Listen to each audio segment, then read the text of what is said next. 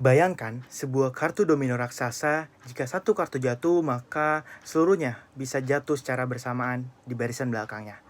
Inilah metafora yang tepat untuk menggambarkan krisis keuangan global tahun 2008.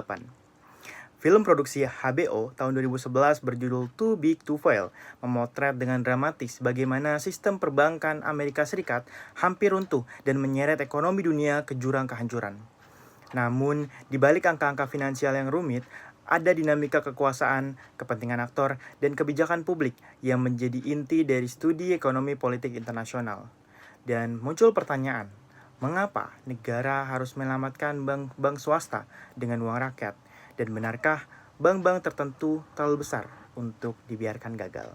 Mari kita lihat dalam review film pada hari ini. Film ini berpusat pada Henry Paulson atau Menteri Keuangan Amerika Serikat dan Ben Bernanke, Ketua Federal Reserve, saat mereka menghadapi pecahnya gelembung perumahan, yaitu housing bubble, akibat praktik subprime mortgage yang beresiko tinggi. Fokus utama cerita ini adalah kejatuhan bank investasi raksasa, di mana ada sebuah drama yang perusahaan besar yaitu Lehman Brothers yang dipimpin oleh Richard Fuld berada di ambang kebangkrutan. Paulson awalnya menolak menggunakan dana publik untuk menyelamatkan Lehman. Namun ketika Lehman resmi bangkrut pada September 2008, pasar saham global langsung anjlok, kepanikan meluas, likuiditas membeku dan bank-bank mulai berhenti saling meminjamkan uang. Krisis lokal Amerika ini dengan cepat menjadi krisis global karena ekosistem keuangan dunia ini saling terkait. Nah, bagaimana kacamata ekonomi politik internasional melihat ini? Teori neoliberalisme merangkup 3 poin utama yang bisa menjelaskan yang terjadi dalam film ini. Pertama adalah interdependency complex, di mana film ini mendemonstrasikan bagaimana ekonomi gagal melalui deregulasi neoliberal. Seperti yang diketahui bahwa neoliberal menekankan pada pasar bebas dan juga deregulasi atau pengurangan peran pemerintah dalam regulasi pasar. Dalam film tahun 2008 yang berjudul Too Big to Fail ini menggambarkan hasil dari kebebasan tanpa pengawasan ketat. Krisis ini muncul karena hal tersebut, di mana bank-bank mengambil resiko ekstrim melalui praktik subprime mortgage karena percaya pasar akan bisa mengatur dirinya sendiri. Yang kedua adalah munculnya moral hazard.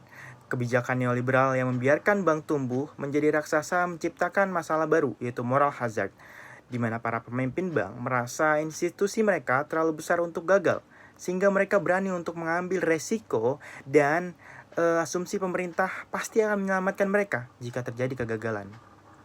Dan yang terakhir adalah pergeseran ke Keynesianism.